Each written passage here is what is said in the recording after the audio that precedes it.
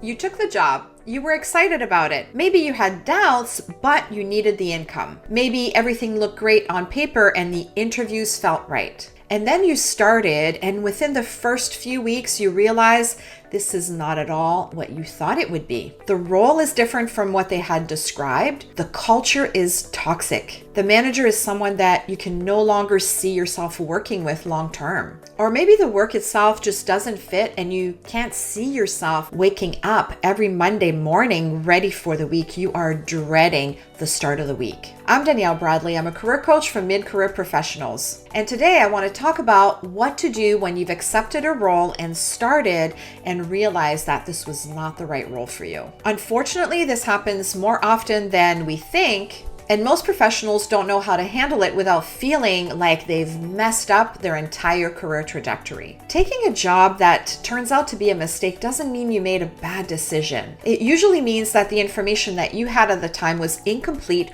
or it changed before or shortly after you started. The truth is that companies are on their best behavior just the same as candidates are during the interview process. They highlight the positives and they downplay the problems. They describe the role in aspirational terms that don't always reflect what it's going to be in the day-to-day. And typically the hiring process is designed to sell you on the opportunity, not always show you the full breadth of what you'll be doing. And sometimes the pressure of being in a transition plays a role into it if that's your situation. When you've been job searching for months and the pressure starts to build, the financial pressure and the pressure of people asking you all the time how your search is going, it's natural to feel like you should accept something that seems close enough. You convince yourself that you can make it work, and sometimes you can, but sometimes it's just not possible. There's also a version of this where the role was looking perfect for you at the time that you were interviewing, and then something changed shortly after you joined. New leadership came in, the team got restructured, or the scope of the role changed. Or the company went through a merger or an acquisition and it changed everything about your day-to-day. You didn't make a bad choice in that scenario. The circumstances changed unexpectedly. This happened to a client of mine who on day one at a new job had a new manager. The person that had interviewed her got fired and they put someone new in place that she had never met. Things just went downhill from there. And there's another version that I see. Sometimes the role itself is fine, the company is fine,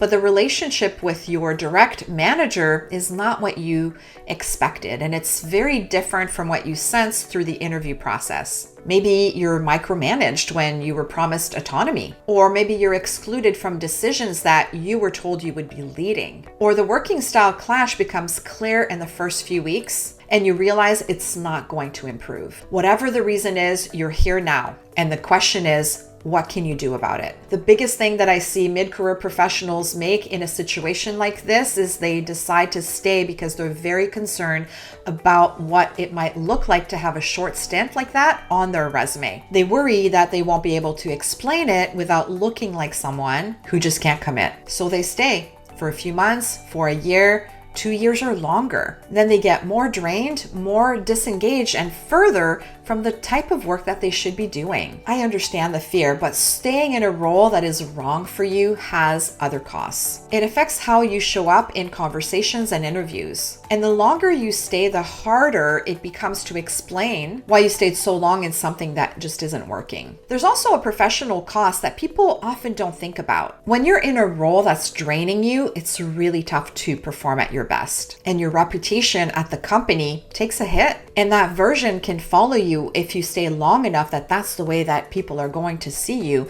no longer as a top performer. Before making a decision, take a step back and look at the situation honestly. Is the problem something that is likely to improve over time? Starting a new role is always an adjustment. The first 90 days are often uncomfortable, even when there is a fit. If the issue is that you're still learning the systems, building the relationships, still finding your footing, that's totally normal. And it might be worth giving it more time. But if the core issue is something more serious and the role just is not what was described to you before you joined, or the culture is not at all what you expected, or the management time is seriously affecting your mental health, then more time is not going to fix that. Ask yourself these questions honestly. If nothing about the situation changed, would you still want to be there in a year's time? Ask yourself, am I learning and growing, or am I just enduring? Is there a path to improve the specific things that are wrong, or are you hoping for a change that depends on other people making decisions that they clearly have no interest in making? If the answers point clearly toward leaving, you have your signal. And waiting another 6 months to act on it rarely changes anything except the energy that you've put in the process. If you've decided that the role isn't right, here's how to approach the transition strategically. First, don't panic quit. As much as you might be tempted to walk out, doing so can put you in the same situation that you were in before joining, especially if you were in a transition. Start your search while employed if you can. Having a job and an income while you're searching gives you a certain leverage and certainly provides a lot less pressure. Next, you want to get clear on what went wrong so you don't repeat it. Before you start looking again, take an honest look at what happened. What is wrong with the role? What could you have asked through the interview process to get more information? What can you screen for differently the next time? Think about the questions you wish you had asked before accepting the offer. Questions about management style, team structure, decision-making authority, and how success will be measured. Write them down and they become then part of your process when you're interviewing with the next company. Don't hide the short stint. Frame it. If the role ends up on your resume with a short tenure, you'll need to be able to explain it clearly and without drama. Something like this: the role shifted significantly from what was described during the interview process, and after evaluating it carefully, I decided to focus my energy on finding the right long-term fit. That's honest and professional, and it's something any reasonable hiring manager would understand, especially if the rest of your career shows stability and strong performance. One short stint on an otherwise stellar resume is just not a red flag. Now, in some cases, you might want to leave it off entirely. If the stint is very short, just a few weeks, and you're still early enough in the process that it hasn't become a big part of your story, it can be a good idea to leave it off. It really does depend on your situation. One of the most valuable things that comes from an experience like this is clarity to know what to look for in your next role, and also what to ask before you accept the offer. Here are a few things that I would recommend building into your process moving forward. Ask to meet the people that you'll be working with directly, not just the hiring manager. The dynamic between you and your direct team often matters even more